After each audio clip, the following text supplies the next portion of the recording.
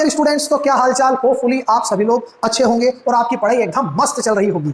मेरा नाम है वैभव गुप्ता और आज मैं लाया हूं आप लोगों के लिए 12th क्लास का फिजिक्स का टॉपिक इलेक्ट्रोस्टैटिक, जिसमें आज मैं बात करूंगा आपके साथ में इलेक्ट्रिक चार्जेस के ऊपर, कूलम्स लॉ के ऊपर, सुपरपोजिशन थ्योरम और डाई इलेक्ट्रिक के बारे में आज हम चर्चा करेंगे। और साथ साथ में हम इसके साथ प्रीवियस ईयर के जेईई एडवांस और मेंस के क्वेश्चंस देखेंगे, जिससे हमें आइडिया लगेगा और हमारी प्रैक्टिस होते चलेगी। तो फटाफट से कॉपी और पेन निकालते चलिए और साथ साथ में नोट करते चलिए और कॉन्सेप्ट्स को ग्रैब करते चलिए। शुरू करते हैं हम हमारे टॉपिक को फटाफट से। सबसे पहले समरी पार्ट को हम देख लेंगे, कॉन्सेप्ट्स को एक बार रिवाइज कर लेंगे, क्या क्या कॉन्सेप्ट होते हैं, और एक बार सारी चीजों को इकट्ठा करके फिर हम क्वेश्चंस की तरफ आगे बढ़ेंगे। तो चलो बिना किसी देर के शुरुआत करते हैं हमारा टॉपिक और हम बात करते हैं इलेक्ट्रोस्टैटिक्स के ऊपर। ठीक है, चलिए सबसे पहली बात मैं थोड़ा सा आपको इंट्रोडक्शन दे देता हूं इस चैप्टर से रिलेटेड। देखो, इलेक्ट्रोस्टैटिक्स इलेक्ट्रोमैग्नेटिज्म का एक हिस्सा है, इलेक्ट्रोमैग्नेटिज्म ब्रांच का एक हिस्सा है इलेक्ट्रोस्टैटिक्स। इलेक्ट्रोस्टैटिक्स का फुल फॉर्म जो होता है, सबसे पहले तो उसके अंदर आता है इलेक्ट्रोस्टैटिक्स। इलेक्ट्रोस्टैटिक्स बेसिकली स्टैटिक्स मतलब रेस्ट होता है और इलेक्ट्रो मतलब चार्ज की बात। बेटा हम चार्ज की बात करेंगे और कैसे चार्ज की, जो चार्ज रेस्ट पोजीशन में है, इस टाइप के चार्ज की हम इस पूरे चैप्टर में बात करते हैं। और हम खाली रेस्ट चार्ज की ही के बारे में डिस्कशन करेंगे और कैपेसिटर करके आगे जो टॉपिक आएगा उसमें भी हम रेस्ट चार्ज की ही बात करते हैं। तो फिजिक्स की वो ब्रांच जिसमें खाली रुके हुए चार्ज की बात होती है तो उसको इलेक्ट्रोस्टैटिक कहते हैं। अब साहब मैं आपसे बोल रहा हूं चार्ज क्या होता है, क्या होता है, तो चलो थोड़ा सा जान लेते हैं हम चार्ज के बारे में, फिर आगे हम बढ़ते हैं। तो साहब इलेक्ट्रिक चार्ज पुरानी क्लासेस में आप लोगों ने पढ़ रखा है, केमिस्ट्री में बहुत पढ़ा है। चार्ज किसी भी मैटर की प्रॉपर्टी होती है, इंट्रिंसिक प्रॉपर्टी होती है, जिस कारण से वो मैग्नेटिक और इलेक्ट्रिक दोनों बिहेवियर शो करते हैं। कौन से बिहेवियर? मैग्नेटिक बिहेवियर और इलेक्ट्रिक बिहेवियर दोनों शो करते हैं। और हम बेसिकली 12th के सिलेबस में और हम मेजर पार्ट जो करते हैं, पूरा मैग्नेटिज्म वाला पार्ट और पूरा इलेक्ट्रोस्टैटिक्स, करंट एंड इलेक्ट्रिसिटी तक सारी चीज सब इस चार्ज के कारण ही है और इस सब चार्ज की ही देन है। सो बेसिकली इलेक्ट्रिक चार्ज किसी भी मैटर, सॉलिड, लिक्विड या गैस, उसकी प्रॉपर्टी है और जो कि मैग्नेटिक और इलेक्ट्रिक इफेक्ट्स क्या करती है, शो करती है। ठीक, अब होते कितने टाइप्स के हैं चार्ज? तो साहब इलेक्ट्रॉन बोल दो, प्रोटॉन बोल दो और न्यूट्रॉन बोल दो। इलेक्ट्रॉन बोल दो, प्रोटॉन P पॉजिटिव से डिनोट कर दें और न्यूट्रॉन बोल दो। इलेक्ट्रॉन के ऊपर चार्ज हमें मालूम है, इलेक्ट्रॉन के ऊपर जो चार्ज होता है वो होता है -1.6 इंटू 10 की पावर -19 कूलम। वहीं प्रोटॉन के ऊपर चार्ज होता है 1.6 इंटू 10 की पावर -19 कूलम। ये तो हमें चार्ज की बात याद रखनी है। और वहीं पर न्यूट्रॉन न्यूट्रल होता है, कोई उसके ऊपर चार्ज नहीं होता है। अगर मैग्नीट्यूड की बात करें तो साहब दोनों का मैग्नीट्यूड चार्ज का सेम होता है, चाहे वो प्रोटॉन हो या चाहे वो इलेक्ट्रॉन हो। अगर मैग्नीट्यूड की बात होगी तो दोनों पे चार्जेस सेम होता है। वहीं अगर मैं मास की बात करूंगा तो साहब प्रोटॉन भारी होता है, उसका मास लगभग 1.67 इंटू 10 की पावर -31 kg होता है। वहीं इलेक्ट्रॉन जो होता है हल्का होता है, सस्ता होता है, बहुत ही कमज़ोर होता है प्रोटॉन के कंपैरिजन में, और वो 9.1 इंटू 10 की पावर -27 kg होता है।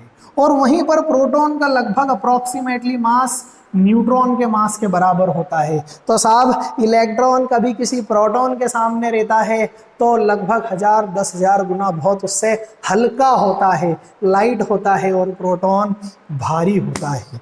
तो ये तो मैंने कुछ बेसिक सी बात करी चार्ज से रिलेटेड की। और एक बात और कर लेता हूँ, ऐसा यूनिट कोई मुझसे पूछता है तो मैं हमेशा बोलता हूँ कूलम्ब होती है चार्ज की। ऐसा यूनिट क्या होती है बच्चा लोग? कूलम्ब। और अच्छा, डिनोट कैसे करते हैं चार्ज को? हम क्यू से भी डिनोट कर सकते हैं या फिर स्मॉल क्यू से भी डिनोट कर सकते हैं।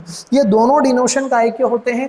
चार्ज के होते हैं। कोई कैपिटल क्यू से डिनोट कर दे या कोई स्मॉल क्यू से डिनोट कर दे, ये सब चार्ज की ही बातें होती है।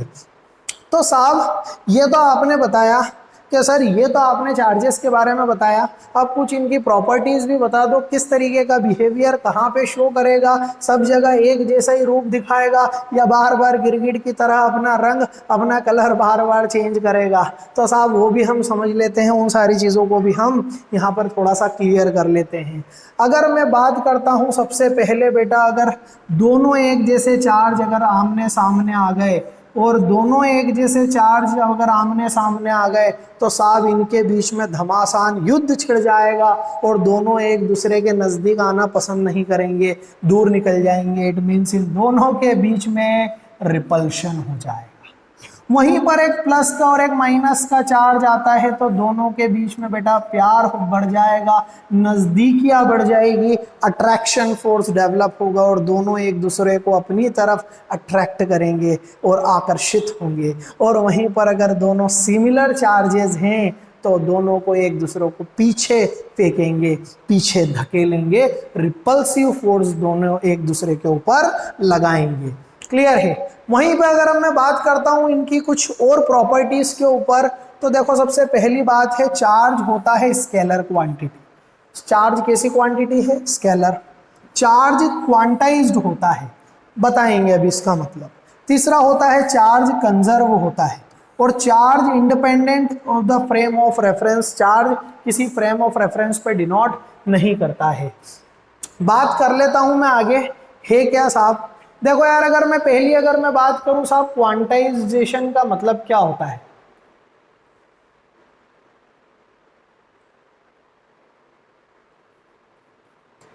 क्वांटाइजेशन की बात कर लेता हूं, ठीक है। क्वांटाइजेशन का मतलब मैं एक बात में बोलूं तो पैकेट, सिंपल फॉर्म में बोलूं तो क्या होता है? पैकेट। चार्ज हमेशा बेटा पैकेट के फॉर्म में रहेगा, कभी भी आधा पाव टुकड़ों में नहीं रहेगा। इसीलिए चार्ज को बेटा प्लस माइनस एनी के फॉर्म में डिनोट किया जाता है। किसी भी कोई भी मैटर के ऊपर जो चार्ज होता है वो इंटीग्रल मल्टीपल में होता है, और एन यहाँ पर इंटीजर होता है, कोई भी एक वैल्यू होगी एन। क्लियर है। और ये हमेशा एक इंटीग्रल मल्टीपल में होगा। किसी ने मुझे बोला कि प्लस माइनस आधा कूलम्ब चार्ज दे दो, प्लस माइनस 3/2 कूलम्ब चार्ज दे दो, तो मैं ऐसी बात को बोल दूंगा साहब नॉनसेंस। अगर मुझे बोले कोई आधा इलेक्ट्रॉन दे दो, कोई मुझे बोले 1.5 इलेक्ट्रॉन दे दो, तो मैं बोलूँगा नॉनसेंस। साहब चार्ज हमेशा इंटीग्रल मल्टीपल में रहेगा, plus minus 1 coulomb, plus minus 2 coulomb, plus minus 3 coulomb and so on. ये बात सही है। और याद रखना, ये जो ई होता है ना बेटा, इसको फंडामेंटल चार्ज बोलते हैं। कौन सा चार्ज बोलते हैं? फंडामेंटल चार्ज इसको बोला जाता है। और ये फंडामेंटल चार्ज 1.6 इंटू 10⁻⁻19 कूलम्ब होता है। और ये चार्ज किसी के भी ऊपर टोटल चार्ज होता है, तो टोटल चार्ज निकालने का हमारे पास फॉर्मूला क्या हो गया? इंटीग्रल मल्टीपल कितना चार्ज, कितने इलेक्ट्रॉन्स, जितने इलेक्ट्रॉन्स उसमें एक इलेक्ट्रॉन के चार्ज का मल्टीपल करो, टोटल चार्ज हमारे पास आ जाएगा। So this is called as quantization of charge. दूसरी अगर मैं बात करता हूं साहब कंजर्वेशन। कंजर्वेशन का मतलब क्या होता है साहब? कंजर्वेशन ऑफ चार्ज बोलते हैं हम हमेशा। कंजर्वेशन ऑफ चार्ज का मतलब होता है चार्ज आइसोलेटेड सिस्टम पे। कैसे सिस्टम पे? Isolated system. आइसोलेटेड सिस्टम पे चार्ज हमेशा कंजर्व रहेगा।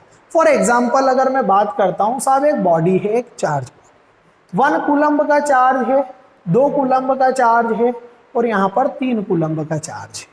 थोड़ी देर बाद आफ्टर सम टाइम रीजनरेशन हुआ चार्जेस का, और यहाँ पर 2 कूलम्ब का चार्ज और -1 कूलम्ब का चार्ज और एक और चार्ज यहाँ पर है, वो कितना है हमें बताना है। तो साहब कंजर्वेशन ऑफ चार्ज का मतलब ये है किसी बॉडी पे पहले जितना चार्ज था ना, तो बाद में भी आइसोलेटेड सिस्टम पे चार्ज उतना ही रहेगा। मतलब पहले कितना चार्ज था? 3 + 2 5, 5 और 1 6 कूलम्ब का टोटल चार्ज था, तो बेटा बाद में भी 6 कूलम्ब का ही उसके ऊपर टोटल चार्ज रहेगा। इट मीन्स 2 - 1 प्लस जो भी x चार्ज मान लेता हूं कितना होना चाहिए 6 कूलम, क्योंकि किसी भी आइसोलेटेड सिस्टम पे चार्ज हमेशा सेम रहता है, चार्ज कंजर्व रहता है, चार्ज चेंज नहीं होता है। क्लियर है बात? तो इसीलिए हम बोल सकते हैं x का वैल्यू कितना आ जाएगा 1, मतलब x का वैल्यू कितना आ जाएगा 5 आ जाएगा। इट मीन्स थोड़ी देर बाद बेटा टोटल चार्ज तो अभी भी इस पे 6 कूलम था तो इस पे भी 6 कूलम भी रहेगा, टोटल चार्ज चेंज नहीं होगा, बस चेंज होगा तो क्या चेंज होगा, उसकी वैल्यू चेंज हो जाएगी जो रिडिस्ट्रीब्यूशन हुआ चार्ज का। तो ये तो मैंने बात करी बेटा काहे की कंजर्वेशन ऑफ चार्ज की, फिर मैंने बात करी क्वांटाइजेशन ऑफ चार्ज की। क्लियर है? तो ये सारी चीजें तो क्या है, प्रॉपर्टीज हैं चार्ज की। काहे की प्रॉपर्टीज हैं बेटा, चार्ज की प्रॉपर्टीज हैं ये सारी की सारी। क्लियर है? अच्छा एक बात और अगर हम करें, चार्ज जैसे क्या होता है, मास, किसी बॉडी का मास चेंज हो जाता है। हम पढ़ते हैं रेस्ट मास की इक्वेशन, काहे की इक्वेशन पढ़ते हैं, रेस्ट मास की इक्वेशन। रेस्ट मास की इक्वेशन क्या होता है, रेस्ट मास की इक्वेशन क्या होती है बोलो, m बराबर m0 divided by 1 minus C square divided by B square. तो किसी पार्टिकल का मास चेंज होगा पर चार्ज चेंज नहीं होगा, चार्ज वही रहेगा, चार्ज चेंज नहीं होगा, मास चेंज हो सकता है। क्लियर है? आगे की बात कर लेते हैं, हम बढ़ते हैं थोड़ा सा आगे। तो साहब ये तो मैंने बात करी काली काई की चार्जेस के बारे में। एक छोटा सा सवाल कर लेते हैं जिससे हमें आइडिया लग जाए कि क्या रहेगी पूरी की पूरी बात। एक मैं बात कर लेता हूं साहब, एक बॉडी है, a conductor having charge of 4.8 into 10 की power -18 coulomb. Clear? Find number of electrons in it on it. Find number of electron on. Clear है? चलिए, एक कंडक्टर पे कितना चार्ज है साहब 4.8। हमें क्या फाइंड करना है, कितने नंबर ऑफ उसमें इलेक्ट्रॉन्स है। हमें मालूम है Q किसके बराबर होता है बोलिए, Ne के बराबर होता है। सही बात है। Q कितना है बोलिए 4.8 इंटू 10 की पावर -18। N हमें पता करना है, एक इलेक्ट्रॉन का फंडामेंटल चार्ज है 1.6 इंटू 10 की पावर -19 कूलम। सो N की वैल्यू हो जाएगी 4.8 इंटू 10 की पावर -18 डिवाइडेड बाय 1.6 इंटू 10 की पावर -19। 1.6 से कैंसिल 3 बार गया, कैंसिल कर दिया, ये ऊपर आ जाएगा तो 10 बच जाएगा। तो n की वैल्यू कितनी हो जाएगी 30, मींस 30 नंबर ऑफ इलेक्ट्रॉन्स रहेंगे उस सिस्टम, उस कंडक्टर के। तो चलो फटाफट से मेथड ऑफ चार्जिंग को समझ लेते हैं थोड़ा सा, जिसमें सबसे पहले नंबर पे आता है फ्रिक्शन, फिर आता है इंडक्शन और फिर आता है कंडक्शन। फ्रिक्शन का मतलब तो होता है बेटा रगड़ना। कभी भी दो ऑब्जेक्ट्स को अगर घिसते हैं, जैसे हम हाथों को घिसते हैं, हमारे हाथ गर्म हो जाते हैं, बलून को अगर हम क्या है कि हेड के ऊपर घिस के दीवार पे लगाएंगे तो चिपक जाएगा। फिर इसके बाद क्या होता है, बहुत सी बार ब्लैंकेट में एकदम से मारते स्पार्कल जनरेट होता है। तो ये सारी चीजें क्या होती है बेटा, फ्रिक्शन के कारण चार्जेस डेवलप करना होता है। तो मतलब दो बॉडी को अगर हम आपस में क्या कर रहे हैं बेटा, रब कर रहे हैं, घिस रहे हैं, तो क्या डेवलप होता है बेटा, उनमें चार्ज डेवलप हो जाता है और इस मेथड को बोलते हैं फ्रिक्शन। और ऐसे केस में थोड़ा बहुत मास भी क्या होता है बोलो बेटा, ट्रांसफर होता है। क्या होता है, मास ट्रांसफर होता है। क्लियर है? इस तरीके को बोला जाता है चार्जिंग बाय फ्रिक्शन। इसके पहले मैं कंडक्शन की बात कर लेता हूं, इंडक्शन के पहले। बेटा कंडक्शन में डायरेक्ट कांटेक्ट से चार्ज डेवलप किया जाता है। कैसे डेवलप किया जाता है? डायरेक्ट कांटेक्ट से। क्लियर? और इंडक्शन के अंदर कांटेक्ट से नहीं किया जाता है, विदाउट डायरेक्ट कांटेक्ट। क्लियर है? दोनों के अंदर विदाउट डायरेक्ट कांटेक्ट। कभी भी अगर हम में चार्जिंग करना है तो साहब मान लो एक चार्ज बॉडी है, कैसी बॉडी है, चार्ज, पूरा खचाखच चार्ज इसमें भरा हुआ।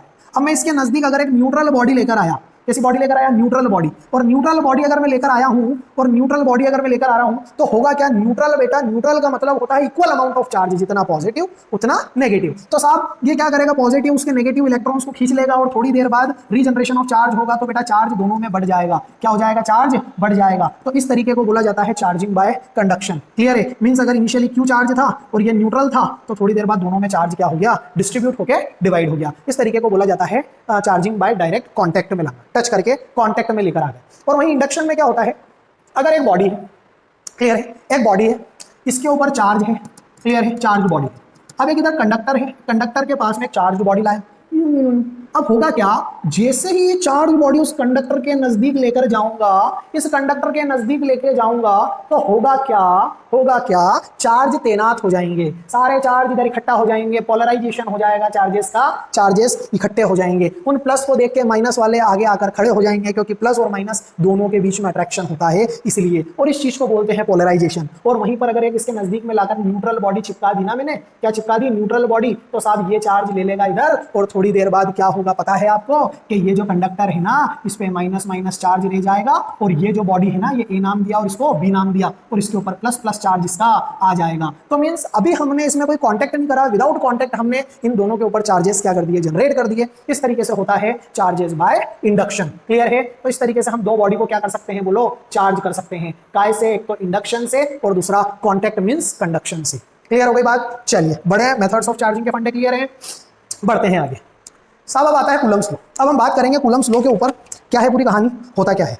क्लियर है? देखो यार, कूलम्स लॉ को ज्यादा डिटेल के अंदर में चर्चा करने पर, मेन मुद्दे पर उस पर बात कर लेता हूं। साहब होता क्या है, पहली बार देखा गया कि यार आप बार बार बोल रहे थे कि दो अगर अपोजिट चार्ज है तो रिपल्सिव, दो अपोजिट चार्ज है तो अट्रैक्शन होगा, दो सेम चार्ज है तो रिपल्शन होगा। साहब होगा तो कोई ना कोई फोर्स तो लगा रहा होगा, एक चार्ज दूसरे पे और दूसरा चार्ज पहले पे, तो कितना होगा, कितना फोर्स लगाएगा, कितना अट्रैक्शन होगा, कितना रिपल्शन होगा, इन सारी गुत्थियों को सुलझाने के लिए कूलम्स सर हमारे पास आ गए, और उन्होंने एक बात बोल दी कि साहब अगर एक चार्ज अगर Q1 है और दूसरा चार्ज अगर Q2 है, एक चार्ज अगर Q1 है और दूसरा चार्ज अगर Q2 है, और दोनों के बीच में r दूरी है, तो साहब उन दोनों के बीच में क्या लगेगा, फोर्स लगेगा। कौन सा फोर्स लगेगा, कूलम्ब फोर्स। और उन्होंने बोला कि ये इसकी वेक्टर इक्वेशन हो गई, और वैसे के वैसे ही इन दोनों का मैग्नीट्यूड हो जाएगा F बराबर के Q1 Q2 divided bye r square. r तो दोनों के बीच की दूरी, K होता है कूलम्ब्स कांस्टेंट या इलेक्ट्रोस्टैटिक कांस्टेंट। क्या बोल सकते हैं हम इसको, इलेक्ट्रोस्टैटिक कांस्टेंट बोल दो, या फिर कूलम्ब्स कांस्टेंट बोल दो। क्या बोल दो इसको, कूलम्ब्स कांस्टेंट, दोनों ही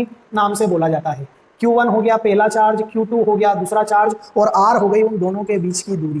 क्लियर है बात? और इस तरीके से हम दोनों चार्जेस के बीच में क्या निकाल सकते हैं, फोर्स निकाल सकते हैं। हम फोर्स कैलकुलेट कर सकते हैं हम किन दोनों चार्जेस के बीच में, Q1 और दूसरा क्या हो गया, Q2 हो गया। और एक बात और है, इस K की वैल्यू होती है 1/4 एप्सिलॉन नॉट, और वो होती है 9 × 10⁹ newton metre square divided by coulomb square. Calculate करेंगे तो यूनिट क्या आ जाएगी, newton metre square divided by coulomb square. Clear? अच्छा, ये एप्सिलॉन नॉट पर मैं चर्चा डिस्कशन अभी थोड़ी देर बात करता हूं मैं। क्लियर है?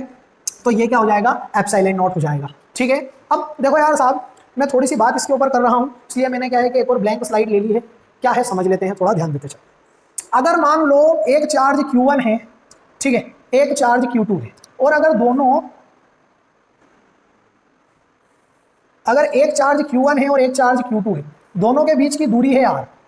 अगर दोनों एक जैसे चार्ज है, ये भी पॉजिटिव है ये भी पॉजिटिव है, तो दोनों में फोर्स दूसरे ही तरफ लगेगा। साहब ये पहला है और ये दूसरा है, तो इस पे होगा फोर्स ऑन 1 ड्यू टू 2, और ये होगा force on 2 due to 1। Clear हो गई बात? और इन केस में मैग्नीट्यूड फोर्स 1 का 2 वेक्टर के ऊपर और फोर्स 2 वाले का 2 के ऊपर 1 वाले के कारण दोनों का मैग्नीट्यूड सेम होगा, और ये होगा K Q1 Q2 by r square. Means दोनों एक दूसरे अगर सेम चार्ज है तो रिपल्सिव लगाएंगे, बस डायरेक्शन अलग अलग होगी। जो F12 वेक्टर है ये नेगेटिव टाइम्स होगा वो F21 वेक्टर का, बिकॉज दोनों की डायरेक्शन क्या होगी, अपोजिट होगी। किस केस में, जब भी हम कूलम्ब्स लॉ लगा रहे हैं और सेम चार्जेस हमें दिए हैं। आगे बात समझ में? और जब अपोजिट चार्जेस रहेंगे तो वहीं पर क्या होगा, एक प्लस Q हो गया और एक माइनस Q हो गया, तो उस केस में ये इधर लगाएगा और ये इधर लगाएगा, ये F12 होगा और ये F21 होगा। क्लियर है? इस केस में मैग्नीट्यूड अगेन सेम होगा, पर डायरेक्शन अट्रैक्शन होगा और towards the line of axis. और हमेशा फोर्स लाइन ऑफ एक्सिस पे लगता है। कहां लगता है, लाइन ऑफ एक्सिस के ऊपर फोर्स की डायरेक्शन होती है। अगर मैं बात कर रहा था अब थोड़ी सी, देखो यार, ये जो फोर्स होता है वो होता है K Q1 Q2 by r square. ठीक है?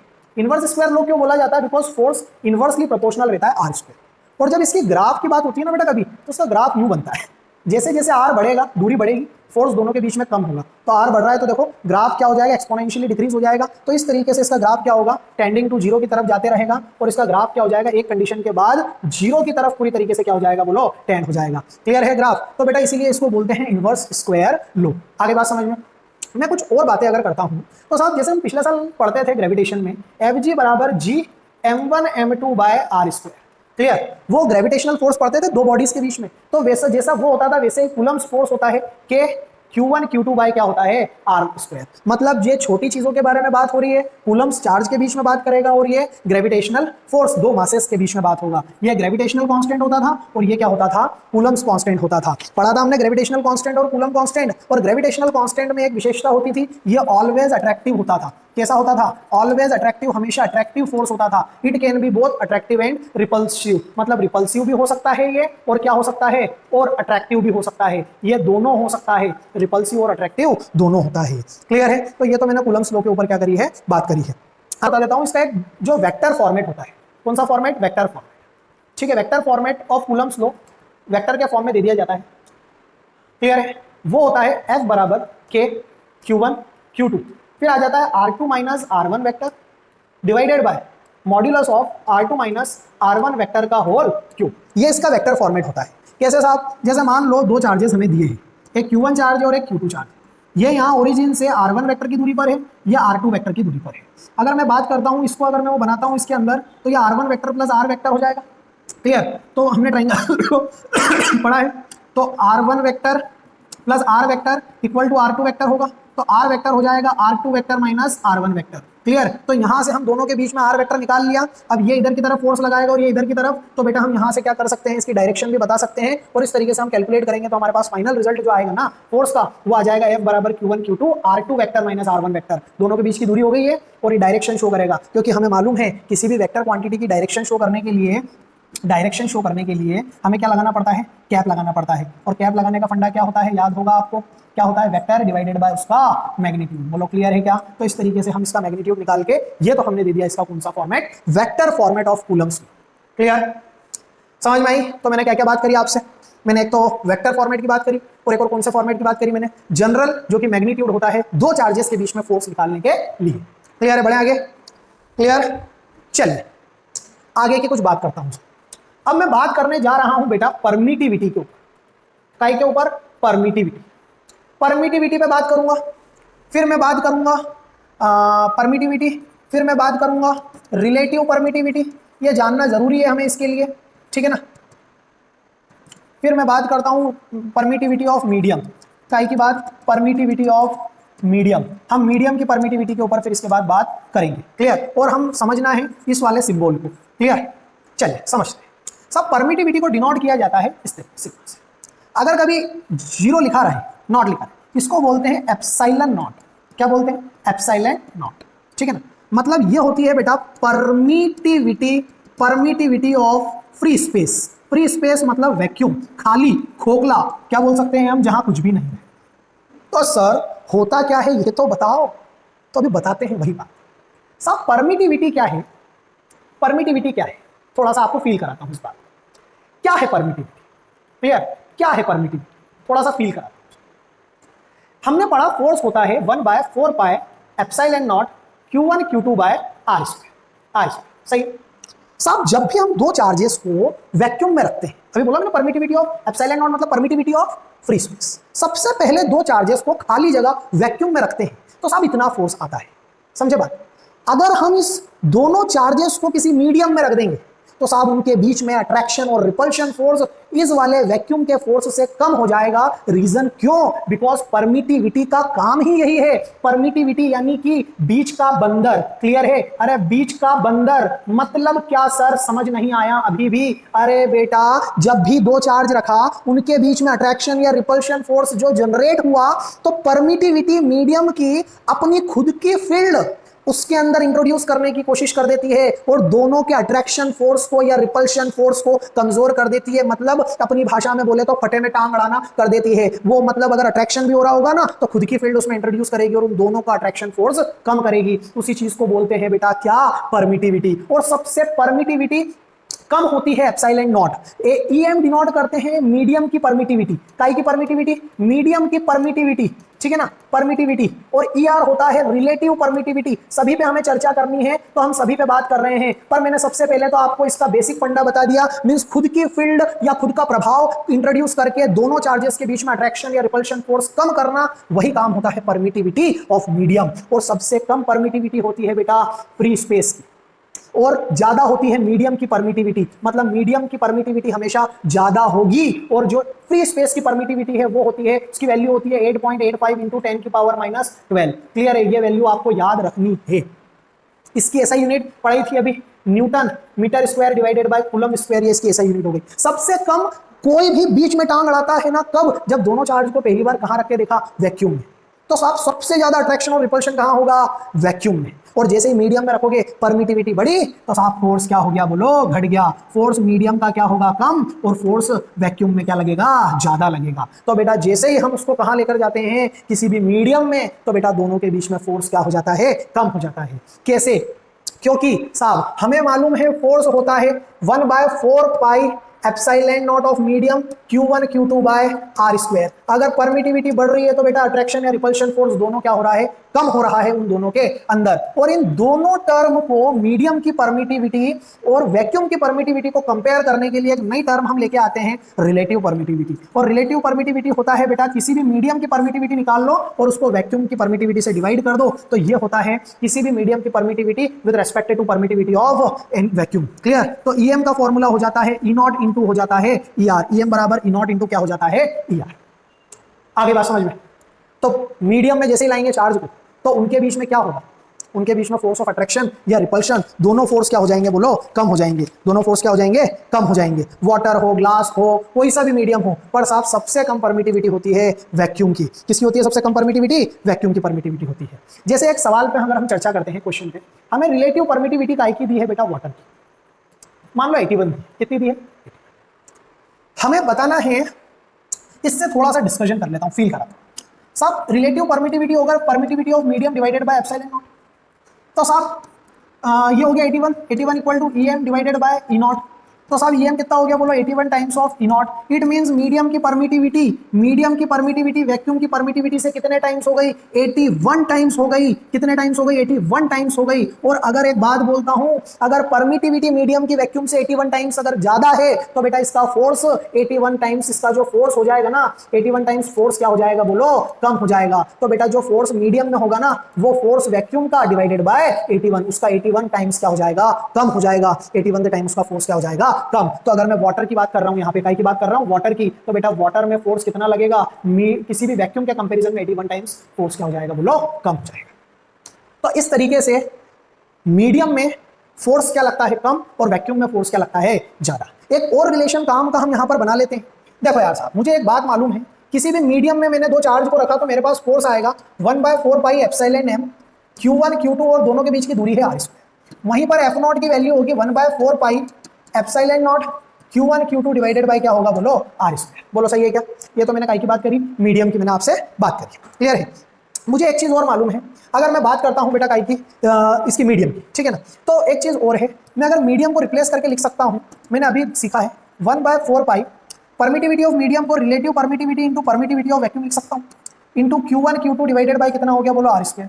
इसको नाम दे दिया मैंने 1 और इसको नाम दे दिया मैंने 2, मैं दोनों को डिवाइड करके देख रहा हूं। बेटा जब दोनों को डिवाइड करोगे तो F0 बाय Fm आ रहा है इधर, और इधर देखो Q1 Q2 by r square, Q1 Q2 by r square, 4 pi सब कैंसिल है, एप्सिलॉन नॉट सब कैंसिल, यानी कि बेसिकली जब डिवाइड करोगे ना, तो ये ER रेसिप्रोकल होकर कहां आ जाएगा? ऊपर आ जाएगा, और ये हो जाएगा ER। तो बेटा जो रिलेटिव परमिटिविटी का फॉर्मूला हो गया force in vacuum to the force in medium, क्या हो जाएगा? Force in vacuum to the force in medium. इस तरीके से हम रिलेटिव परमिटिविटी किसी भी मीडियम के लिए रेस्पेक्ट में क्या कर सकते हैं? कैलकुलेट कर सकते हैं। बोलिए क्लियर है क्या फंडा?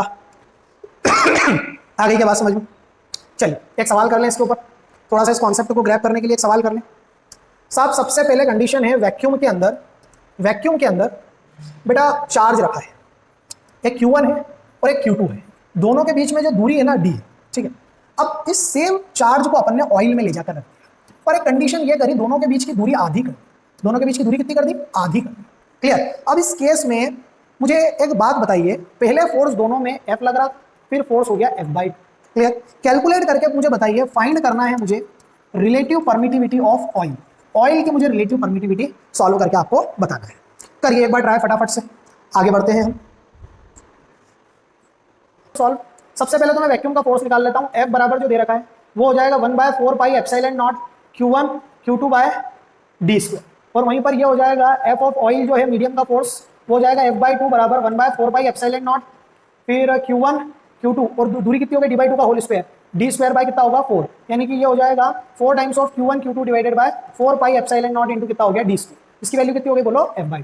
मैं दोनों को डिवाइड कर रहा हूं, ठीक। मैंने f0 बाय fm निकाला, f0 बाय fm कितना आ रहा है, ऊपर है f और नीचे कितना हो गया f/2, सही है, हो गया। कैंसिल कर दो, ये हो जाएगा 1/4 pi epsilon naught Q1 Q2 divided bye कितना हो रहा है डी स्क्वायर, और ये हो रहा है 1/4 pi epsilon medium Q1 Q2 divided bye D square, और यहाँ पर 4 आ रहा था, Q1 Q2 by D square, Q1 Q2 by D square cancel, 4 pi cancel, f cancel, ये 2 पर आ जाएगा, यानी 2 बराबर हो जाएगा, ये em भी ऊपर आ जाएगा, em divided by 4 times of E0 हो जाएगा, सही है। और मैं 4 को उधर मल्टीप्लाई करता हूं तो 8 बराबर em बाई डिवाइडेड बाय क्या होगा E0, और em बाई E0 को हम बोलते हैं बेटा ER। तो रिलेटिव परमिटिविटी इस क्वेश्चन में कितनी आ गई, 8 आ गई। तो ये तो हमने रिलेटिव परमिटिविटी का क्वेश्चन देखा इससे रिलेटेड, क्लियर है रिलेटिव परमिटिविटी। चलिए बढ़े आगे, बढ़ते हैं फिर आगे। अब एक चीज और अब समझ लेते हैं, वो आता है अगला टॉपिक आता है सुपर पोजिशन थ्योरम। क्या आता है, super position theorem, super position theorem बोल दो या प्रिंसिपल बोल दो, क्लियर। क्या होता है, मान लो जब बहुत सारे चार्जेस मिल रहे हो, क्लियर, बहुत सारे चार्जेस मिल रहे हो Q1 Q2 Q3 and so on Qn, सब एक दूसरे के बीच में क्या लगा रहे हैं, फोर्स। तो साहब जो नेट फोर्स होता है, नेट फोर्स किसी एक चार्ज n के ऊपर होता है, वो होगा force due to, force on n due to 1, फिर होगा force on n due to 2, फिर होगा force on n due to 3 and so on. इस थ्योरम को बोलते हैं net force due to all charges, clear. मतलब के ध्यान दें, एक चार्ज Q1 है, एक Q2 है और एक Q3, इन दोनों के बीच की दूरी कितनी है, r है, हमें Q3 पे फोर्स निकालना है। तो साहब फोर्स ऑन Q3 कितना हो जाएगा, फोर्स वेक्टर बोलो 3 ड्यू टू 1 प्लस फिर फोर्स हो जाएगा बोलो किसके कारण 3 ड्यू टू 2। तो बेटा जो वेक्टर सम होता है, उस वेक्टर सम से हम किसी एक चार्ज पर सिस्टम ऑफ चार्जेस के कारण फोर्स निकालते हैं, तो उसको बोलते हैं हम सुपरपोजिशन थ्योरम, क्लियर। और इसमें वेक्टर एडिशन होता है और बाद में हमें मैग्नीट्यूड निकालना पड़ता है, क्लियर है। दो चार्जेस के बीच में अगर मैग्नीट्यूड निकालना है तो आपने वेक्टर के फॉर्मेट आपको याद होंगे, f0 बराबर अंडर रूट f1 का स्क्वायर प्लस f2 का square plus 2f1 f2 cos theta, clear. तो इस तरीके से हम किसी भी सिस्टम ऑफ चार्जेस, बहुत सारे चार्जेस दिए और एक चार्ज पे सभी के कारण फोर्स निकालना है, तो हम सुपरपोजिशन की मदद से क्या कर सकते हैं, उनके बीच में फोर्स कैलकुलेट कर सकते हैं। आगे बात समझ लो। तो ये तो हमने बात करी कुछ समरी पोर्शन की, इलेक्ट्रोस्टैटिक में charges, Coulomb's law, superposition principle और परमिटिविटी, इन सभी टॉपिक्स पे हमने अब बात कर ली। अब हम कुछ क्वेश्चंस करके देखते हैं, ट्राई करके देखते हैं किस टाइप के क्वेश्चंस हमें समझना है। तो चलिए शुरू करते हैं हमारे क्वेश्चंस। चलिए हटा रहा हूं इसको। पहला क्वेश्चन, सबसे पहले नंबर पे क्वेश्चन लिया है हमने, 9 जनवरी के पेपर में आया था, 2019 का मेंस का सवाल है। 3 चार्ज है, प्लस क्यू, स्मॉल क्यू और प्लस क्यू, इनको अपन ने अलग अलग जगह पे distance d/2 and d from the origin, origin से एक को d/2 पे रख दिया और एक को d पे रख दिया है एक्स एक्सिस पे। नेट फोर्स जो क्यू पे है, जो ओरिजिन पे रखा हुआ है, उस पर नेट फोर्स 0 है, तो क्यू की वैल्यू बताइए। देखिए समझ लेते हैं सवाल को। देखिए सर इस तरीके से होगा कुछ, ठीक। ये तो हो गया ओरिजिन, फिर एक को रख दिया हमने d/2 पे और एक को रख दिया हमने d पे, ठीक। हमने कैपिटल क्यू को सबसे पहले तो एक कैपिटल क्यू को तो यहाँ रखा, क्लियर। फिर हमने एक को d/2 पे रख दिया, d/2 पे हमने एक को रख दिया और एक को कहाँ पे रख दिया, क्लियर। एक तो हमने प्लेस कर दिया कहाँ पे, d/2 पे और एक d पे, सही बात। तो यहाँ पर q को प्लेस कर दिया और यहाँ पर वापस से प्लस q को हमने रख दिया, क्लियर। यहाँ से यहाँ की दूरी हो गई d/2 और यहाँ से यहाँ की दूरी भी है वैसे d/2 और यहाँ से यहाँ की दूरी है कितनी है, d, ठीक। हमें बोला है जो ओरिजिन पे हमने चार्ज रखा है इस पे नेट फोर्स 0 है, नेट फोर्स इस जगह पर क्या है बोलो 0, नेट फोर्स 0 बनता है, ठीक। तो हमें बताना है इस Q की क्या वैल्यू रहेगी इस वाले चार्ज की। तो चलिए कर लेते हैं कैलकुलेट। देखो अगर मैं बात करूंगा इस वाले चार्ज पे फोर्स की, तो साहब एक तो ये वाला चार्ज इसके ऊपर फोर्स लगा रहा होगा और एक ये वाला चार्ज भी उसके ऊपर क्या लगा रहा होगा, फोर्स लगा रहा होगा। तो दोनों के कारण जो फोर्स होगा, नेट फोर्स जो होगा वो होगा F1 के कारण प्लस F2 के कारण, सही है, इक्वल टू क्या होगा बोलो 0। ये बात बोलिए। इसके कारण इस पर फोर्स के कैपिटल क्यू स्मॉल क्यू, दूरी कितनी है दोनों के बीच में, d/2 का होल स्क्वायर। वहीं पर इसके और इसके बीच में दूरी कितनी है, के स्मॉल d, तो हो गया के क्यू, फिर क्यू, दूरी कितनी हो गई d इक्वल टू क्या कर दिया जी, क्लियर। चलिए इसको RHS में भेज दिया, ये ऊपर आ जाएगा। तो 4kq divided by d square और ये हो जाएगा minus kq square divided by d square से d स्क्वायर कैंसिल, k से k कैंसिल, एक q से एक q भी क्या हो गया कैंसिल। यानी कि हमें काय की वैल्यू बतानी है, स्मॉल क्यू की। तो साहब स्मॉल क्यू की वैल्यू आ जाएगी -q डिवाइडेड बाय 4। कौन सा ऑप्शन मैच कर रहा है चेक कर लेंगे हम। माइनस क्यू डिवाइडेड बाय 4, यानी कि ए ऑप्शन हमारा क्या है, करेक्ट आंसर है। सुपरपोजिशन का थ्योरम, सुपरपोजिशन प्रिंसिपल का सवाल था, नेट फोर्स कैलकुलेट करना था और हमें चार्ज निकालना था, कितना चार्ज दोनों के बीच में रखेंगे तब जाके वहां पर नेट फोर्स क्या हो जाए, 0 हो जाए। तो कितना रहेगा बोलो, माइनस क्यू बाय 4। क्लियर है सवाल, क्लियर है। चलिए बढ़ते हैं आगे। तो देख लीजिए इस तरीके से कुछ सवाल हुआ है, इक्विलिब्रियम का सवाल था। ऐसी जगह को, ऐसी पोजीशन को क्या बोलते हैं, इक्विलिब्रियम पोजीशन बोलते हैं। चलिए सेकंड सवाल की तरफ बढ़ता हूं मैं सब आगे। सेकंड सवाल क्या बोला है, दो बॉल है जिनका मास सेम, इक्वल चार्ज है, hung from a fixed support of length L. साहब यहां पर क्या करा, दो बॉल्स, ये पहली बॉल हो गई और ये दूसरी बॉल हो गई। दोनों बॉल्स को क्या कर दिया है, अपन ने एक सपोर्ट से हैंग कर दिया है। क्लियर। अगर ये इलेक्ट्रोस्टैटिक इक्विलिब्रियम में बोला है, क्या में बोला है बोलो, इलेक्ट्रोस्टैटिक इक्विलिब्रियम। दोनों के बीच की दूरी कितनी है बोलो, ये बोला two balls of same mass, दोनों का मास भी सेम है साहब, दोनों का मास क्या है, सेम। इक्वल चार्ज है साहब, इस पे भी क्यों तो इस पे भी। हम from fixed support of length L, fixed support के ऊपर हमने उसको क्या करा है, रखा है। ठीक है। An electrostatic equilibrium assuming the angle made by each thread is small. दोनों जो एंगल बना रहे हैं बेटा, छोटा एंगल बना रहे हैं, मैंने थीटा एंगल मान लिया। कैसा एंगल है बोलो, थीटा उन्होंने क्वेश्चन में बोला है स्मॉल है। कैसा एंगल बोला है बोलो, स्मॉल एंगल बोला है।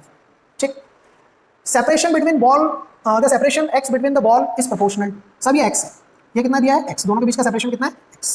इनकी लेंथ कितनी है बोलो स्ट्रिंग की, तो ये किसके प्रोपोर्शनल में रहेगा ये हमें बताना है। सब फेमस प्रोफाइल का सवाल है। सवाल ऐसे बहुत सी बार पूछे गए हैं, जेईई एडवांस में भी आया हुआ है, मेंस में भी आया हुआ है और नीट के एग्जाम में भी इस टाइप का जो क्वेश्चन है वो पूछा जाता है। और सब अगर जेईई एडवांस की अगर मैं बात करूं ना, तो उसमें मल्टी कंसेप्चुअल सवाल ज्यादातर आते हैं, 2-3 कॉन्सेप्ट को मिक्स करके ही पूछते हैं। तो ऐसा अच्छा फेमस प्रोफाइल का सवाल है, पहले भी बहुत सी बार डिस्कशन उसके अंदर हो चुका है और पूछा गया उसके अंदर क्या है, क्वेश्चन। चलिए मैं बात कर लेता हूं इन दोनों के बीच की सेपरेशन की x। सबसे पहले तो मैं क्या करूंगा, इसमें नेट फोर्सेस बना लूंगा, कौन कौन से फोर्सेस इसके ऊपर लग रहे हैं। सबसे पहले तो मैं फोर्सेस पे बात करता हूं, फिर आगे की कुछ मैं बात करूंगा। क्लियर है। चलिए साहब, मैंने बोला दोनों का चार्ज सेम है, तो ये चार्ज इसके ऊपर इधर फोर्स लगाएगा इलेक्ट्रोस्टैटिक। मैं थोड़ा सा इसका एफबीडी वाली बात कर लेता हूं। ये सब छोटा एंगल थीटा है, तो ये भी छोटा एंगल थीटा। ये अगर धागा इसमें टेंशन टी है, तो साहब इसमें टेंशन होगा टी कॉस थीटा, पता होगा। नीचे इसका मास कुछ एम है, तो नीचे फोर्स लगा रहा होगा mg, क्योंकि मास बोला है। ये इसके ऊपर फोर्स लगा रहा होगा इधर Fe, तो इसको बैलेंस करने के लिए टेंशन का एक कंपोनेंट टी साइन थीटा आगे जोर शोर से बढ़ के आएगा और अपनी भूमिका निभाएगा। तो साहब अगर मैं कंपैरिजन की बात करूं, तो मुझे दिख रहा है टी साइन थीटा को मैं x के डायरेक्शन में फोर्स को कंपेयर करूंगा तो Fe के बराबर होगा, और y डायरेक्शन में मैं फोर्स को बराबर करूंगा तो mg के बराबर। मैं दोनों को डिवाइड करूंगा, फर्स्ट सेकंड को, टी से टी कैंसिल हो जाएगा, मेरे पास tan थीटा आ जाएगा, tan थीटा आ जाएगा Fe डिवाइडेड बाय mg हो जाएगा। अभी मुझे जरूरत लगेगी उसके अकॉर्डिंग मैं इसकी वैल्यू क्या कर दूंगा। वहीं पर अगर मैं इस ट्राइंगल को उठा के यहाँ पर लेके आता हूँ, अगर देखेंगे उनने साहब एक बात बोली है, छोटा एंगल है, थीटा कैसा एंगल है, छोटा एंगल। कुछ बात बोलना चाह रहा है, कॉन्सेप्ट है उसके पीछे साहब। ये अगर पूरा, अगर मैं बोल रहा हूँ पूरा अगर x है, पूरा अगर x है, तो यहाँ से यहाँ तक आधा x/2 हो जाएगा, तो साहब नीचे वाला x/2 हो गया, और ये लेंथ कितनी हो गई, l हो गई।